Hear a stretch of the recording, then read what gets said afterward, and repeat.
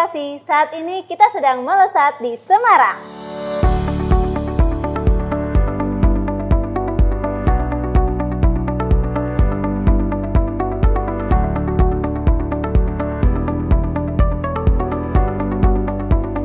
Selamat datang di Melesat, melihat riset vokasi lebih dekat. Bersama saya Mutaka Herunisa sebagai host dalam episode kali ini, kita akan melihat lebih dekat riset vokasi dari Politeknik Negeri Semarang mengenai penerapan machine learning untuk mengendalikan parameter budidaya tanaman hidroponik berbasis edge dan cloud computing.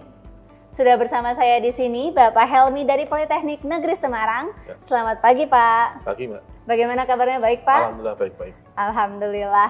Kalau gitu kita langsung aja ya Pak, kita bahas soal penelitian Bapak dan tim. Ya. Boleh dijelaskan nggak Pak, inovasi Bapak dalam penelitiannya apa sih? Ya, baik. Inovasi kali ini tadi implementasi machine learning untuk mengendalikan parameter nutrisi berbasis edge dan cloud computing.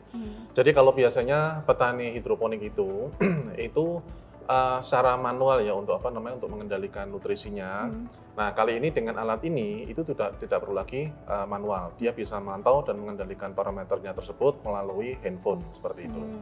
Jadi ini nanti connect ke HP ya, begitu ya Pak ya? Connect dengan HP enggak. Awalnya bisa muncul ide ini tuh dari mana tuh Pak? Awalnya dari coba-coba, Mbak ya. Awalnya gini Mbak.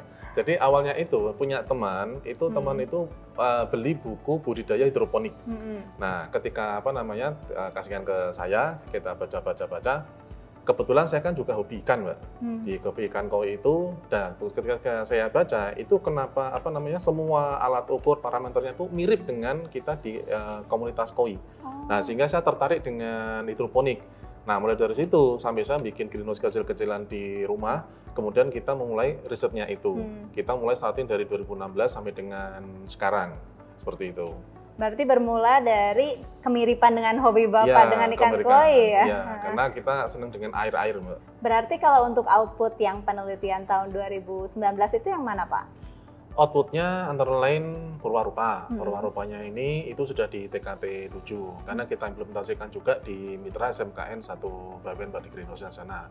Kemudian selain itu juga ada paten yang untuk saat ini masih uji substansi. Kemudian yang satu lagi publikasi di seminar internasional di Citace Undip kebetulan seperti itu. Jadi ada 3. Cukup banyak juga ya Pak. Nah kalau si produk ini sendiri, ini kan berarti bisa memantau secara otomatis gitu ya Pak. Sebelum ada produk ini gimana tuh Pak cara memantau dan mengendalikan nutrisi? Jadi sebelum ada alat ini, itu biasanya petani atau pengelola greenhouse itu melakukannya secara manual Mbak. Jadi dengan pakai alat ukur pH meter dan TDS meter. Jadi setiap pagi itu mereka akan mengukur pH-nya berapa, kemudian TDS-nya berapa. Kebetulan tanaman itu kan pH-nya kan di level yang asam ya, sekitar 6 kan seperti itu. Jadi kalau di tandon nutrisi itu kan ada oksidasi. Jadi pH cenderungnya pasti akan naik. Ketika naik sekitar 7,5-an itu nanti akan diberikan pH down oleh petani atau pengelola greenhouse untuk menurunkan lagi ke level 6 tadi. Kemudian kalau nutrisinya itu kan semakin sesuai dengan usia tanamannya Mbak ya. Sesuai usia tanamannya, kalau waktu kecil itu kasih nutrisinya juga kecil. Diukurnya pakai TDS namanya, total dissolved solid. Itu mungkin sekitar 200 ppm, 300 ppm.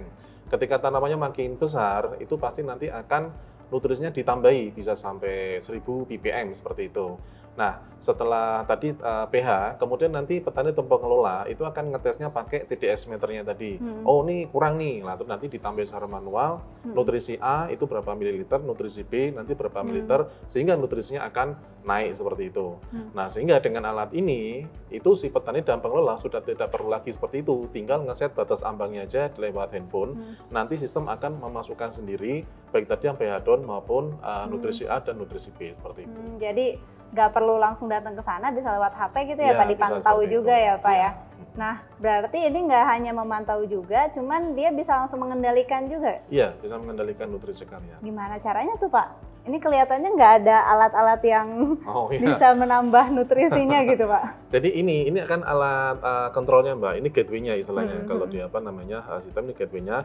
Sensornya ini ada di bawah-bawah sini. Jadi ada sensor pH, TDS, suhu dan sebagainya. kemudian ini diletakkan di greenhouse, kemudian ini disambungkan ke pemipaannya di tandon nutrisi. Nanti secara berkala dia akan sampling istilahnya, dia akan mensampling tadi ya pH, TDS, maupun suhu dari nutrisinya tersebut, sampling, kemudian dia masuk ke sini dan akan mengirimkan ke server yang ada di cloud seperti itu. Nah ini selain di cloud, dia sudah juga ada di edge. Edge itu maksudnya di komputasi tepi, itu maksudnya si petani maupun pengelola itu bisa memantau dan mengendalikan tanpa ada koneksi internet. Jadi selama masih di greenhouse, itu nggak perlu koneksi internet, langsung aja connect ke wifi-nya sini, itu tinggal mantau dan mengendalikan, itu juga bisa seperti itu. Itu kalau tidak ada koneksi internet.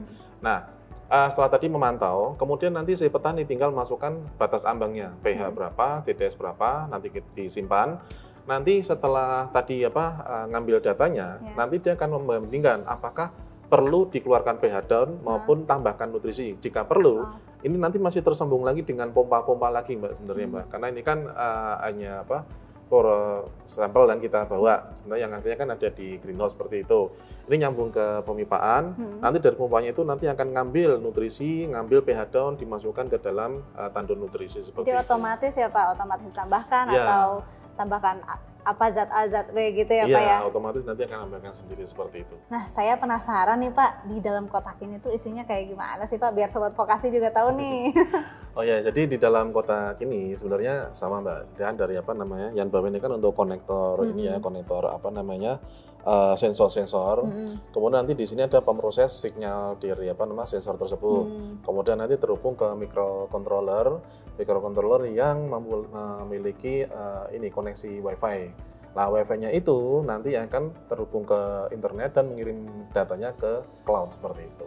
Berarti isinya jaringan-jaringan kabel ya Pak ya? Oh iya, jaringan kabel, microcontroller dan pemroses sinyal. Nah terus ini kan pakai internet berarti Pak, kalau ada nih kendala misalnya nanti internetnya mati gimana tuh Pak? Nah justru itu di penelitian ini itu kan ada edge dan cloud computing. Ketika internetnya mati berarti kan hubungan ke cloud kan terputus Mbak. Ini masih bisa diakses lewat edge. Jadi masih bisa lihat di sini maupun lewat di handphone karena dia juga mancar. Karena wifi kan sekitar 30 meter kan, 30 meter dalam greenhouse itu masih bisa memantau dan mengendalikan nutrisi tadi. Oh begitu. Memang ini sangat mempermudah sekali ya Pak. Mempermudah petani. Tapi yang paling banyak dapat dampak positif dari produk ini siapa kira-kira Pak? Tentunya mitra kita kan SMKN 1 Bawen Pak. Kebetulan juga vokasi juga kan SMK Pertanian itu. Jadi kita juga mengenalkan mereka produk seperti ini, menambah pengetahuan mereka mengenai teknologi seperti itu, dan juga memudahkan pengelolaannya mereka seperti itu. Kalau di luar mitra, kira-kira bisa nggak Pak pakai alat ini? Oh bisa, tentu saja bisa Pak. Tapi by request ya berarti ya? Oh iya, by request. By request, oke. Kalau penelitian ini kan tadi dilaksanakan dari tahun 2019, berarti udah tahun keberapa nih sekarang nih Pak? Ini tahun kedua Mbak sudah selesai, karena di 2019 kan kita ajukan, kemudian kita terbentur dengan COVID, sehingga pendanaannya dimulai di 2021 tahun pertama, dan 2023 di tahun kedua, seperti itu. Nah perbedaannya di tahun 2021 dan 2023 itu apa? Di 2021 itu kita untuk memantauannya Mbak, jadi dari pemantauannya itu yang di 2021. Kemudian di 2023 itu kita lengkapi dengan controlling nanti untuk pengendalian nutrisinya tadi. Jadi ada pengembangannya ya Pak, nggak sama kayak yang sebelumnya. Oh iya Pak, untuk alat ini kira-kira bisa nggak ya Pak digunakan di tipe hidroponik lain? Bisa Mbak, alat ini kan saat ini kan dipakai untuk hidroponik tipe NFT atau nutrient film teknik. Ini bisa juga dipakai di hidroponik seperti tipe yang drip itu yang tetes yang untuk buah, atau yang vertikultur itu yang naik itu, ataupun yang rakit apung. Bahkan alat ini juga bisa dipakai diteruskan untuk yang greenhouse Mbak, seperti greenhouse anggrek. Kalau greenhouse anggrek itu kan hanya untuk memantau mengendalikan suhu. Nah ini bisa dimodif juga untuk ke sana seperti itu. Berarti lingkup pemakaiannya cukup luas juga berarti ya Pak ya? Cukup luas juga. Ini ngomongin soal penelitiannya lagi nih Pak. Melibatkan siapa aja sih Pak? Penelitian ini melibatkan mahasiswa tentunya, kemudian juga mitra kita di SMKN 1 Bawen. Nah, kita di mahasiswa itu kita libatkan mereka membantu di sini dan sekalian untuk jadi judul TA mereka, Mbak. Jadi funding mereka itu kita biayai dari riset ini sekalian seperti itu. Itu termasuk project based learning juga itu ya Pak ya? Iya, sekalian Mbak. Iya. Nah, kalau mitranya sendiri hanya SMK 1 Bawen aja atau ada yang lain? Saat ini kita masih kerjasama dengan SMKN 1 Bawen karena kebetulan di sana punya ada 3 greenhouse Mbak. Yang 2 itu yang selada, yang daun, 1 lagi yang melon seperti itu. Untuk saat ini kita hanya di SMKN 1 Bawen, tapi kita juga lagi untuk pengembangan ke mitra-mitra yang lainnya seperti itu. Berarti pihak eksternal atau stakeholder lain belum ada ya Pak ya? Saat ini belum, kita lagi masih penjajakan. Masih penjajakan, Iya. baik. Nah, selama dalam penelitian ini, Bapak menemukan kendala nggak sih, Pak? Kendalanya kalau alat Mbak ya, kalau alat itu kebetulan kita di ini Mbak ya, apa namanya, ke sinyal internet, sinyal internetnya. Karena di greenhouse itu kan biasanya kan dindingnya itu kan pakainya kan insect net Mbak. Insect net itu kan ini kan apa namanya, kotak kecil-kecil itu kan. Nah, ketika pas di dalam itu kan seperti kayak sangkar Faraday, jadi kayak menyerap sinyal. Jadi sinyalnya itu kita kurang dapat. Jadi kadang koneksinya itu kadang terputus. Nah, untuk mengatasinya itu akhirnya kita nambah antena eksternal lagi. Seperti itu, di alatnya ini kita tambah antena eksternal untuk memperkuat sinyal sehingga koneksi ke cloud itu bisa lancar. Biasanya seperti itu aja. Oh, berarti sudah ada solusinya ya Pak ya? Berarti sudah bisa dipakai dong Pak oleh pengelola greenhouse? Udah bisa dipakai Mbak di sana Mbak. Berarti sekarang udah dipakai di sana, itu masa pengujiannya berapa lama Pak? Kita masa pengujian sekitar 3 bulan waktu itu. Sampai dengan apa namanya dipakai ya. Nanti kalau apa namanya, misal ada sesuatu, kan kita bisa pantau kan Mbak untuk apa namanya grafik parameternya itu baik apa sesuai atau enggak. Nah, nanti kita juga kerjasama dengan pihak pengelolanya juga. Pengelolanya nanti juga akan ini ikut bandingkan Mbak.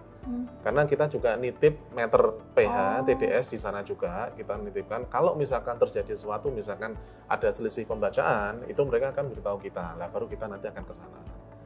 Berarti tetap dicek juga ya apakah sesuai atau enggak dengan pengukuran manual gitu ya Pak ya. Kalau untuk maintenance-nya sendiri ada berkalanya atau nunggu alatnya error aja Pak? Ya tinggal sampai saat ini nunggu sih Mbak dari pihak sananya. Kalau apa namanya pengelolanya bisa, kan udah kita ajarin ya, kita kasih apa transfer knowledge. Kalau mereka bisa memperbaiki, kan kita ajarin gini nih kalau ada permasalahan ini nanti benernya seperti ini. Kalau selama masih bisa di-handle sama mereka, yaudah. Tapi kalau misalkan masih ada masalah lagi, kita akan ke sana. Berarti selama ini permasalahannya masih minor-minor aja gitu ya Pak ya? Alhamdulillah. Berarti udah siap nih Pak diproduksi secara massal ya Pak ya? Ya siap Mbak, kalau massal siap, cuman ya Mbak lagi Mbak ya, kalau apa namanya greenhouse alat seperti ini, kan marketnya kan udah jelas kan Mbak ya, marketnya itu kan berarti kan pemilik greenhouse yang skalanya menengah dan menengah ke atas, kan nggak mungkin kan kita orang rumahan punya hidroponik NFT mau beli alat seperti ini, kan nggak cocok lah kan seperti itu. Makanya untuk mensiasati, kebetulan sih ini sudah ada yang order Mbak, kita pasang juga, itu di namanya Sekolah Alam SD Arido yang ada di Semarang, dan kita juga menjajaki dengan Dinas Pertanian Kota Semarang, karena mereka support ke smart ini ya, apa namanya, smart agriculture. Karena sesuai dengan programnya Kota Semarang kan arahnya ke Smart City, kita juga menjajaki ke sana. Nah, sebelum itu kita juga bikin juga Mbak, karena kita sudah tahu pasarnya nanti kira-kira seperti itu. Nah, kita juga modif juga Mbak, dari alat ini itu kita modif untuk kita peruntukan ke penghobi koi Mbak, ke komunitas koi, ikan koi maupun ikan-ikan yang lainnya. Kebetulan malah jadi lintas ini Mbak. Iya, jadi lintas, karena di koi kan hampir sama Mbak ya, yang dipentingkan itu kan ada apa namanya, untuk ukur pH. Kemudian TDS-nya tadi, kemudian juga suhu air. Nah, ini kita modif hanya memantau 3 parameter itu kita bisa jual ke penghobi koi, seperti itu. Jadi bisa kita modif, Mbak. Berarti itu bisa jadi pengembangan penelitian ke depannya tuh Pak ya? Iya, tapi sudah ini Mbak ya, sudah komersialisasi lah, nggak tahu nanti skemanya gimana. Oh, sudah dikomersialisasi Pak? Iya, sudah kita jual Mbak. Ada beberapa penghobi di Semarang yang pakai. Nah, berarti kalau udah siap dikomersialisasi, kira-kira harga jualnya kisaran berapa tuh Pak? Kalau harga jual itu nggak ada yang pastinya Mbak ya, karena kita kan kalau misalkan masang ke suatu greenhouse itu kan kita harus melihat kebutuhan sistemnya di sana seperti apa. Kalau kisaran ya antara mungkin 20-30 juta sih Mbak ya, seperti itu. Wah, dengan harga segitu untuk alat secanggih ini Sobat Vokasi cukup worth it ya Pak, apalagi nggak cuma dipakai di sekolah, bisa dipakai di industri hidroponik juga ya Pak ya? Iya. Oke, balik lagi ke ini yang untuk dipakai di hidroponik nih Pak nih. Iya. Publikasinya nih udah di mana aja Pak? Publikasinya di Seminar Internasional di Citace, dan yang terindeks IEEE, seperti itu. Kemudian publikasinya itu dan satu lagi yang paten ya Mbak ya. Yang patennya itu kita masih uji substansi. Ya kebetulan masih 2 itu sih. Berarti patennya tuh apa yang dipatenkan dari sininya Pak? Patennya secara sistemnya Mbak. Secara sistemnya. Oke. Nah harapan Bapak nih untuk penelitian ini yang Bapak lakukan sekarang, kedepannya pengembangannya seperti apa? Kan tadi mungkin dipakai untuk di ikan koi gitu, atau ada yang pengembangan yang lain? Ya. Kalau pengembangan yang lainnya dari sistem ini sendiri, ya nama sistem kan nggak ada yang sempurna Mbak ya. Itu kita kembangkan lagi. Kita masih punya permasalahan dengan tadi ya koneksi ya. Kalau koneksinya misalnya kita pakainya yang WiFi yang pakai LTE itu jaringan 4G itu terputus, itu kan sudah selesai Mbak. Kita nggak bisa datanya nggak bisa terkirim lagi. Nah kita kembangkan lagi ke namanya network switching.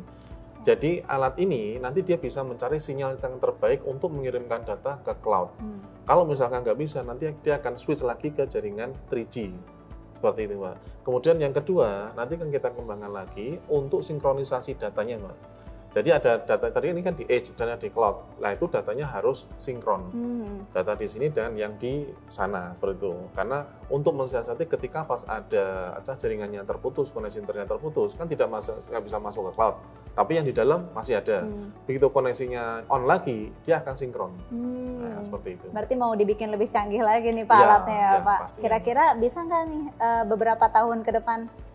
Bisa Mbak. Nah justru gini Mbak ya, yang kita harapkan juga, jadi kan kita kan dapat pendanaan dari skema ini, dari PT ini, itu harapannya gini Mbak, kan kita di Kementerian Pertanian, itu kan ada namanya dashboard pertanian Mbak. Nah itu harapannya, kita para peneliti jangan berkompetisi oke. Tapi mari kita kolaborasi untuk bangsa ini. Nah kolaborasinya adalah gini Mbak, dari sisi interoperabilitas. Ini sistem ini ada di sini. Kemudian pasti di kampus yang lain kan juga bikin sistem mungkin yang serupa seperti itu. Nah itu kita bikin tunnel Mbak. Kita bikin tunnel, jadi antar sistem di sini dan kampus yang mana itu bisa saling komunikasi. Nah harapannya itu petani yang pakai alat ini maupun alat pakai yang dari kampus manapun, begitu on, itu semua akan interkoneksi semua ya seluruh Indonesia. Petani tinggal milih settingan yang sesuai dengan greenhouse saya itu yang mana. Karena akan dia sudah dapat referensi kan dari greenhouse yang manapun yang ada di Indonesia dengan parameter yang mirip. Nah seperti itu Mbak. Jadi ya marilah kita sama-sama support ke sana. Harapannya kolaborasi bukan kompetisi gitu ya Pak ya. Terakhir nih Pak, untuk sebagai penutup, ada nggak Pak tips and trick untuk Sobat Vokasi gimana caranya biar penelitiannya bisa didanai kayak Bapak nih? Baik, untuk Sobat Vokasi di Indonesia, yang penting adalah nomor 1 bikin roadmap ya. Dari roadmap itu nanti dijelentreh gitu bahasa Jawanya itu dibagi-bagi ya dari teknologi yang sebelumnya itu seperti apa, kemudian mau digarap seperti apa, sampai dengan kedepannya itu mau seperti apa. Nah kalau roadmapnya itu sudah jadi dan itu jalan, yuk mari kita bisa mengadakan kolaborasi. Karena kalau tanpa kolaborasi maka akan susah juga, karena tema penelitian itu kan makin lama kan makin menyempit ya Mbak ya, makin menyempit. Jadi kalau dengan adanya kolaborasi kita bisa menemukan penemuan-penemuan yang baru lagi seperti itu. Baik, itu kolaborasi itu sangat penting berarti ya Pak. Ya. Sungguh obrolan sangat menarik nih Pak. Ya. Makasih banyak ya Pak. Mbak. Nah Sobat Vokasi gimana nih? Udah dapat ide belum setelah melihat alat canggih ini? Keren banget ya, berawal dari hobi dan coba-coba bisa menghasilkan produk yang sangat bermanfaat. Oke, terima kasih sudah menonton video ini. Jangan lupa like, comment, dan subscribe ke channel ini. Sampai jumpa di episode selanjutnya di Melesat, melihat riset vokasi lebih dekat. Terima kasih banyak ya Pak. Sama-sama. Kapan-kapan ajak-ajak nih Pak ke greenhouse ya. Monggo, ayo.